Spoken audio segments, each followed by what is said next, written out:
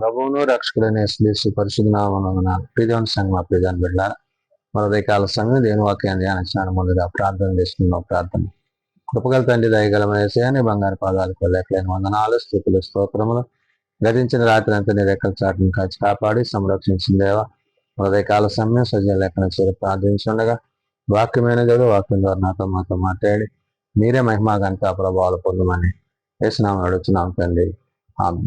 ప్రియమైన సంఘం ప్రియమైన బిడ్డల 5వ ఏర్పాటు చేయబడిన వాక్య భాగము లెంట్లోని 5వ ఆదివారం ఏర్పాటు చేయబడిన సువార్త వాక్య భాగము యోహాను సువార్త 8వ అధ్యాయము 46 నుంచి 59 వచనాలు ధ్యానం చేసుకున్నాము.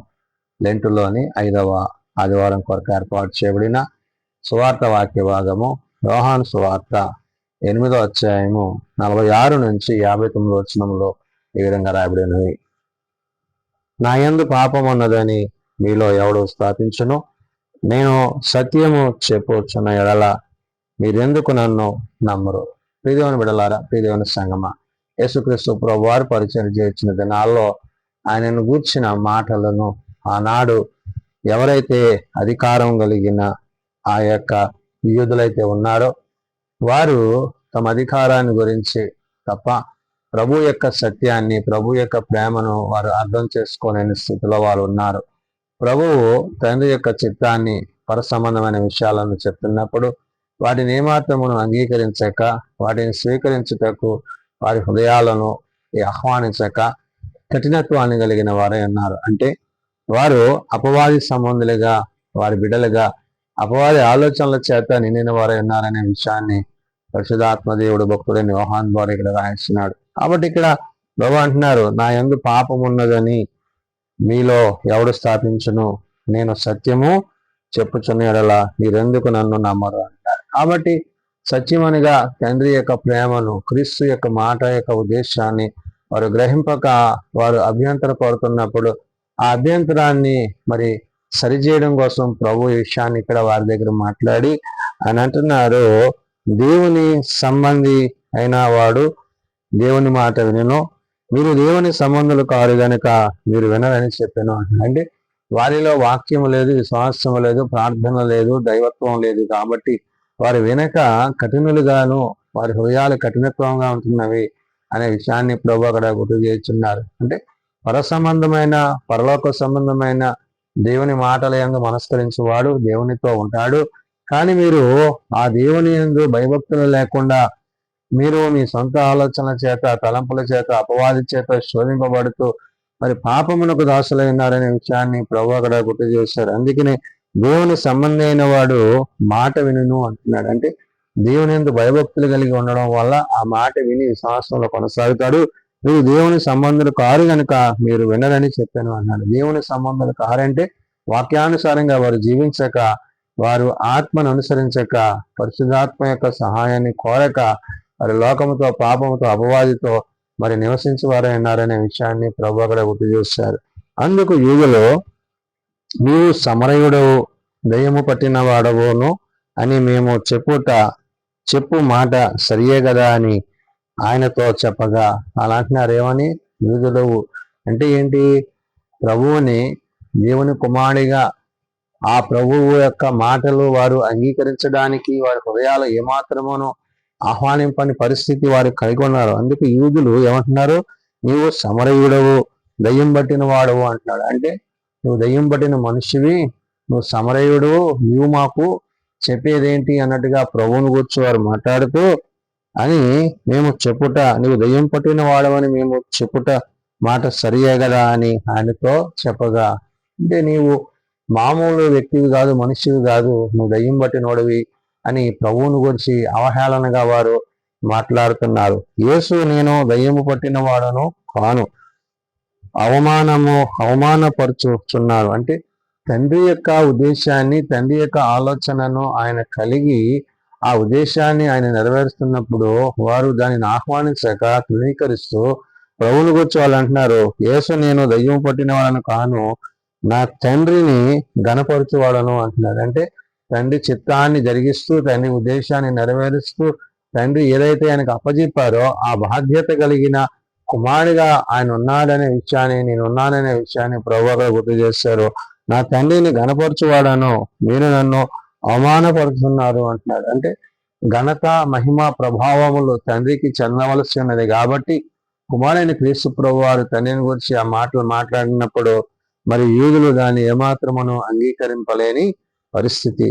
అయితే నేను నా మహిమను వెదుకుటకు లేదు, వెదకుచ్చు తీర్పు తీర్చు ఉండేవాడు ఒకడు కలడు అంటున్నాడు. అంటే నేను నా మహిమను నా గురించి నేను చెప్పుకోవటం కాదు, కానీ నన్ను పంపిన వాడిని గురించి నేను ఇక్కడ తెలియజేశాను. అంటే ఎవరైతే ఆయన పంపించారో పరమందు ఉన్న తండ్రి అనే ఉద్దేశాన్ని, ఆయన యొక్క ఆలోచనలను యేసుక్రీస్తు ప్రభువారు ఇక్కడ మరి వారికి యూదులకు చెప్తున్నారు. అందుకనే అంటున్నారు, నేను నా మహిమను వెదుకుటకు లేదు కానీ వెదకొచ్చు తీర్పు తీర్చు ఉండువాడొకడు గలడు అంటున్నాడు. అంటే క్రీస్తు యొక్క ప్రేమ తండ్రి యొక్క ప్రేమతో కలిగి ఉన్నదనే విషయాన్ని చెప్తూ అక్కడ ప్రభు ఆయన అంటున్నాడు, ఒకడు నా మాట గైకొని ఎడల వాడెన్నడూను మరణము పొందడని మీతో నిశ్చయముగా చెప్పుచున్నాను ఉత్తరం ఇచ్చాను అన్నాడు. ఒకడు నా మాటను గైకొనడు అంటే వాక్యానుసారంగా విశ్వాసంలో కొనసాగితే అతడు క్రీస్తుని బట్టి, క్రీస్తు ప్రేమను బట్టి, తండ్రి యొక్క ఉద్దేశాన్ని బట్టి జీవించేవాడై ఉంటాడనే విషయాన్ని ప్రభు అక్కడ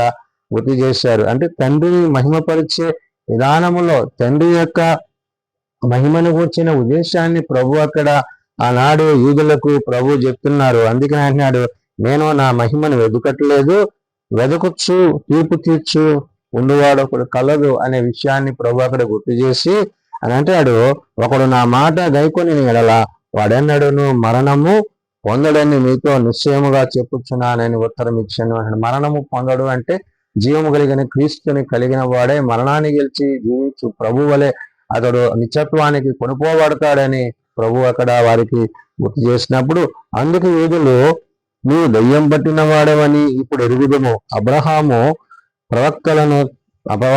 ప్రవక్తలను చనిపోయి అయినను ఒకడు నా మాట గైకొని ఎడల వాడు ఎన్నడను మరణము రుచి చూడడని నీవు చెప్పుతున్నావు అంటున్నారు. అంటే ఏంటి, అబ్రహాము ప్రవక్తలు వీళ్ళందరూ పుట్టారు, చనిపోయారు, నువ్వేంటి చనిపోవడని ఎలా చెప్తున్నావు అంటే నువ్వు దయ్యం పట్టినాడు కాబట్టి ఈ విధంగా మాట్లాడుతున్నావని ప్రభువుని అవహేళన చేస్తూ వారు అపహాస్యం చేస్తున్నారు. అందుకు యూదులు నీవు దయ్యం పట్టిన వాడవని నీవు ఇప్పుడే ఎరుగుదము అంటున్నాడు. అంటే ఈ మాటను బట్టి, నువ్వు మాట్లాడుతున్న మాటను బట్టి, నీ ప్రవర్తన బట్టి అనే మాటను అక్కడ ఉద్దేశించి యూదులు అంటున్నారు, అబ్రహామును ప్రవక్తలను చనిపోయిరి అయినను ఒకడు నా మాట గైకొని ఎడల వాడు ఎన్నడూను మరణము రుచి చూడడని నీవు చెప్పుతున్నావు. అంటే ఏంటి, వాళ్ళందరూ బ్రతికారు, చనిపోయారు, అయితే నువ్వు మరణించడాన్ని నువ్వు ఎలా చెప్తావని ప్రభువుని గురించి వారు మాట్లాడుతున్నారు. అంటే క్రీస్తు యొక్క ప్రేమను వారు గుర్తెరగక, తండ్రి యొక్క ఉద్దేశాన్ని గుర్తెరగక వారు అపవాది సంబంధులుగా, లోక సంబంధులుగా, పాపముతో లోకంతో ఉన్నవారు ఉన్నారనే విషయాన్ని చెప్తున్నాడు. మన తండ్రి అయిన అబ్రహాము చనిపోయాను కదా, నీవు అతని కంటే గొప్పవాడవా? ప్రవక్తలను చనిపోయిరి, నిన్ను నీవెవడవని చెప్పుకొనుచున్నావని అడిగిరి. ఇక్కడ ఏమంటున్నాడు, అబ్రహాం చనిపోయాడు, ప్రవక్తలు చనిపోయారు, వీళ్ళందరూ చనిపోయారు, మరి నువ్వు చనిపోనని అలా చెప్తావు, మరణం లేదని అలా చెప్తావు, మరణాన్ని జయించగలవని అలా చెప్తావు. అంటే దేవుని యొక్క ప్రేమను, తండ్రి యొక్క ఉద్దేశాన్ని ప్రభు అక్కడ వ్యక్తపరుస్తున్నప్పుడు వారు ఎంత మాత్రమును దాన్ని ఆహ్వానించని, అంగీకరించని పరిస్థితుల్లో వారు ఉన్నారనే విషయాన్ని ప్రభు అక్కడ గుర్తు చేస్తారు. అందుకనే మన తండ్రి అయిన అబ్రహాము చనిపోయాను కదా, నీవు అతని కంటే గొప్పవాడవా అంటాడు. అంటే అబ్రహాం చనిపోయాడు కదా, అబ్రహాం కంటే గొప్పవాడవా ఏంటి అన్నట్టు అంటూ ప్రవక్తలను చనిపోయిరి, నిన్ను నీవెవడవని చెప్పుకొనుచున్నావని అని అడిగిరి. అంటే నీ నట్టుగా నువ్వు ఎవరు అనుకుంటున్నావు, నేను కూర్చుని నువ్వు ఏం చెప్పాలనుకుంటున్నావు అంటే వాళ్ళు ప్రభుని ఏమంటున్నారు, అన్యాయంగా మాట్లాడుతున్నారు. ఏమని మాట్లాడుతున్నారు వాళ్ళు ప్రభువుని గురించి, నీవు దయ్యం పట్టినోడు అని వారు వాళ్ళకి ఆలోచన కలిగినట్లుగా వారు మాట్లాడుతారు. కానీ ప్రభువు తండ్రి యొక్క ఉద్దేశాన్ని అక్కడ ఆయన వ్యక్తపరుస్తున్నారు. అందుకు యేసు వాళ్ళతో అంటున్నారు, నన్ను నేను మహిమపరుచు కొని ఎడల నా మహిమ పొట్టిదే. ఒకవేళ నన్ను నేనే మహిమపరుచుకుంటే కనుక నా యొక్క మహిమ పొట్టిదే. అంటే నన్ను గురించి నేను చెప్పుకోవడం కాదు, నన్ను పంపిన వాణిని గురించి, తండ్రిని గురించి, తండ్రి యొక్క ఉద్దేశాన్ని గురించి ప్రభు అక్కడ చెప్తున్నారు. అందుకనే మా దేవుడని మీరెవరిని గురించి చెప్పుదురో ఆ నా తండ్రియే నన్ను మహిమపరుచుతున్నాడు. మీరు ఎవరైతే దేవుడిగా ఆయనను మీరు ఆరాధిస్తున్నారో, సేవిస్తున్నారో ఆయనే నన్ను పంపించాడు కాబట్టి ఆయన చిత్తాన్ని, ఆయన ఉద్దేశాన్ని నేను నెరవేర్చడానికి వచ్చానని ప్రభు అక్కడ యూదులతో చెప్తున్నారు. అయితే మీరు ఆయనను ఎరుగరు, నేను ఆయనను ఎరుగుదును. ఆయనను ఎరుగనని నేను చెప్పిన ఎడల మీ వలె నేనును అబద్ధికుడనై ఉందనని, కానీ నేను ఆయనను ఎరుగుదును, ఆయన మాట గైకొనుచున్నాను. కాబట్టి తండ్రిని నేను ఎరిగి ఉన్నాను కాబట్టి తండ్రి చిత్తాన్ని జరిగిస్తున్నాను, తండ్రి ఉద్దేశాన్ని నెరవేరుస్తున్నాను. ఆయన ఏదైతే చేయమన్నారో దాన్ని చేస్తున్నాను. అయితే నేను అపవాది సంబంధిని కాదు. ఇక్కడ నేను అంటే వారు యూదులు ప్రభువును గురించి అంటే దెయ్యం పట్టిన వాడు అని, నువ్వు అంటే దేవుని బిడ్డవు కాదు అని, దేవుని కుమారుడని నువ్వు చెప్పుకుంటున్నావు, ఇవన్నీ తప్పుడు అనే మాటలుగా వాళ్ళు అక్కడ ప్రభువుని గురించి చిత్రీకరించి మాట్లాడుతున్నారు. అయితే ప్రభు వారి గురించి ఇక్కడ ఆయన అంటున్నాడు, మీరు ఆయనను ఎరుగరు, నేను ఆయనను ఎరుగుదును అంటారు. అంటే తండ్రి చిత్తాన్ని ఆయన జరిగించడానికి వచ్చారు కాబట్టి నేను ఆయన ఎరుగుదును, మీరు ఆయన ఎరుగురు అన్నారు. ఎందుకంటే వాక్యం వారిలో లేదు కాబట్టి వారు ప్రభువుని ఆహ్వానించని స్థితిలో ఉన్నారు. వాక్యానుసారంగా ఉన్నవారు ప్రభువుని బట్టి తండ్రిని గణపరచువారే ఉంటారనే విషయాన్ని ప్రభు అక్కడ గుర్తు చేస్తారు. అందుకే అంటాడు, ఆయనను ఎరుగనని నేను చెప్పినడలా మీ వలె నేనును అబద్ధికుడు నవ్వుదును అంటున్నాడు. నేను ఎరగనని ఎలా చెప్పగలను? నేను నాకు తెలుసు ఆయనతో నేను ఉన్నాను కాబట్టి, ఆ వాక్యం నేనై ఉన్నాను కాబట్టి, ఆ వాక్యధారిగా శరీరధారిగా ఆయన మన మధ్యకు వచ్చారు కాబట్టి ప్రభు ఈ మాటలు తండ్రిని గురించి చెప్తూ ఆయన అంటున్నాడు, నేను ఆయనను ఎరుగుదును, ఆయన మాటను గైకొనుచున్నాను. కాబట్టి తండ్రిని నేను ఎరుగుతాను, ఆయన మాటలు గైకొంటున్నాను, ఆయన చెప్పింది నేను చేస్తున్నానని చెప్పి ప్రభు అక్కడ వారికి చెప్పి, మీ తండ్రి అయిన అబ్రాహాము నా దినమును చూపునని మిగుల ఆనందించాను, అది చూచి సంతోషించాను అంటాడు. అంటే అబ్రహామును గురించి, అబ్రహాము యొక్క విశ్వాసతను గురించి, ఆయన జీవించిన జీవన విధానాన్ని గురించి ఇవన్నీ కూడా ప్రభు అక్కడ గుర్తు చేస్తున్నారు. మీ తండ్రి అయిన అబ్రహాము నా దినమును చూపునని మిగుల ఆనందించను అంటున్నాడు. అంటే ఏంటి? ప్రభువు రాబోతున్నారు, ప్రభు కార్యాలు జరగబోతున్నవి, తండ్రి చిత్తాన్ని జరిగించడానికి కుమారుడి లోకానికి రానై ఉన్నారనే విషయాన్ని గురించి ఆనాడు మరి అబ్రహాము ఎదురు చూసిన విషయాన్ని ప్రభు అక్కడ గుర్తు చేశాను అన్నాడు. అది చూచి సంతోషించేదని నేను. అందుకు యూదులు, నీకు ఇంకనూ 50 సంవత్సరములైనను లేవే, నువ్వు అబ్రహామును చూచిదివా అని ఆయనతో చెప్పగా. అంటే ఇక్కడ ప్రభుని వారు తండ్రితో ఉన్నవాడని వారు గుర్తించక వారు ఏమనుకుంటున్నారంటే, ఇది చిన్న వయస్సుడివి, అబ్రహాం అంత పెద్దవాడు, అతన్ని ఎలా చూపుతావు, అతన్ని ఎలా తెలుసు, అతని కంటే ముందుట ఉండని ఎలా చెప్తామని ప్రభుని వారు అపహాస్యం చేస్తున్నారు. అందుకు యూదులు, నీకు ఇంకనూ 50 సంవత్సరాలు లేవే, నీవు అబ్రహామును చూచితివా ఆయనతోను అని ఆయనతో చెప్పగంటే ప్రభు యొక్క మాటను వారు అంగీకరించడానికి వారి హృదయములో అపవాది చేత పాపము చేత నిండి ఉన్నవి కాబట్టి తండ్రిని ఆహ్వానించుటకు కుమారుని అంగీకరించుటకు వారు మనస్సు లేని వారై ఉన్నారు.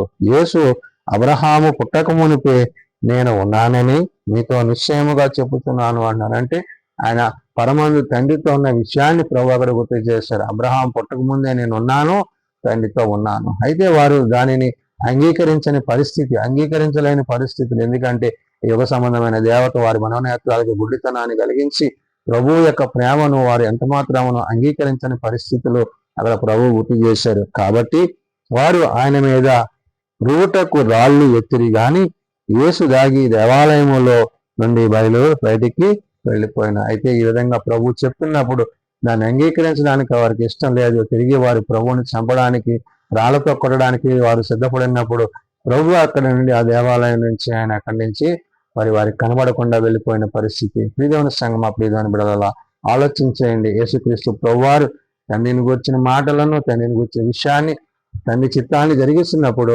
ఆనాడు ప్రభు కలిగిన శ్రమలు, శోధనలు అనేకములు, వాటన్నిటిని సహించి ఆయన నిన్ను నన్ను రక్షించడానికి ఈ లోకానికి ఆయన పంపబడ్డాడు. మన కొరకు మరణించాడు, మన కొరకు ప్రాణం పెట్టాడు, మన కొరకు రక్తం కార్చాడు. కాబట్టి శిలువ శ్రమల ధ్యానాల్లో ఉన్న మనము ఈ యొక్క పరిశుద్ధ దినాన్ని ప్రభు చెప్తున్న మాట ఏంటంటే, మనం ప్రభువునందు విశ్వాసం కలిగి ఉంటే, ఆ విశ్వాసంలో మనం కొనసాగితే ఆయన తప్పక మనలను తన నిత్యరాజ్యానికి చేర్చునని, ఆయన వాక్యము మనం ఎందుకు నిలిచినని, ఆ సత్యము మనల్ని సర్వసత్యంలోనికి నడిపించినని ఉదయకాల సమయంలో భక్తుడైన యోహాను ద్వారా పరిశుద్ధాత్మ దేవుడు గుర్తు చేసిన మాటలు ప్రార్థన చేసుకున్నాం. ప్రేమ నమ్మకం కలిగిన మా తండ్రి, కృప కలిగిన దేవ, అవును నాయన, నీ సత్యం అనుసరించి నీ నీతిని అనుసరించి జీవించటకు మాకు నేర్పించండి. లోకం నుండి, పాపం నుండి ప్రత్యేకింపబడి, అయా శ్రమల నుండి, శోధల నుండి తప్పింపబడి నీ నీతిని అనుసరించి నీ సత్యం అనుసరించటకు మాకు నేర్పించండి. తండ్రి నీ కుమారుడైన క్రీస్తు యొక్క మాటలను ఆనాడు యూదులు అంగీకరించక తిరిగి ఆయనను దయ్యం పట్టిన వాడని అనరాని మాటలు వారు అంటున్నారు. వారు గ్రహింపలేని స్థితిలో ఉన్నారు. కాబట్టి నాయన అటు వారిని మారు మనసు పాపక్షమాపణ దయచేయండి. ఎవరైతే ఇంకా నేను అంగీకరించక నేను ఆహ్వానించక తమ హృదయాన్ని కఠినపరుచుకుంటున్నారో అటు వారికి మారు మనసు పాపక్షమాపణ దయచేయండి. నిజదేవుడు నిరక్షకుడు అని నిన్ను బట్టి నీ మాటను బట్టి జీవించడానికి ప్రతి వారికి నీ కృప దయచేయండి. చిన్న బిడ్డలు, యవనులు, పెద్దలు, వృద్ధులు ప్రతి వారిని వారి వారి తలంపులు చొప్పున వారి వారి వయస్సులను బట్టి వారి వారిని అవసరతల్లో మీ సహాయం దయచేయండి. విద్యా ఉద్యోగాలు వ్యాపారాలు చేసిన వారిని దీవించండి. ఆయా ప్రార్థన అవసరాలు కలిగిన కుటుంబాలను దీవించండి. మా దేశాన్ని, మా రాష్ట్రాన్ని, అధికారులను, పాలకులను, నాయకులను నీతి న్యాయం జరిగించే దివ్యమైన చిత్త ప్రకారం ఏళ్ళట్టు ప్రతి వారికి నీ కృప దయచేయండి. నేడు సభాత పరిచయలు నీ సన్నిధిలో చేరి నేను ప్రార్థించడానికి సహాయం దయచేయమని, నీ శరీరం ద్వారా నీ రక్తం ద్వారా బలపరచబడి భద్రపరచబడి నీ కృపయందు కొనసాగుటకు సహాయం దయచేయండి. నైనా ఏ ఒక్కరు నశించక అంతటందరూ మారు మనసు కలిగి పాపక్షమాపణ కలిగి నీ రాజ్యమును చేరగలుగుట కట్టి కృప దయచేయమని యేసునామమున అడుగుతున్నాం తండ్రి, ఆమేన్. పరలోకమందున మా తండ్రి నీ నామం పరిశుద్ధపరచబడుగాక, నీ రాజ్యం వచ్చుగాక, నీ చిత్తం పరలోకమందు నెరవేర్చినట్లు భూమి మీద నెరవేరుగాక. మానవ మాకు దయచేయము. ఎడల అపరాధం చేసిన వారిని మేము ముఖ్యమించిన ప్రకారం అపరాధం క్షమించము. శోధనలో ఏకాదులను తప్పించము. రాజ్యము, శక్తి, మహిమ నిరంతరము నీవైనవి తండ్రి, ఆమేన్. మన పరమతైన దేవుని ప్రేమ, ప్రభువైన యేసుక్రీస్తు కృప, ఆదరణకర్త అయిన పరిశుద్ధాత్మ సహాయము సదా తోడేండి సంరక్షించును గాక. ఆమేన్.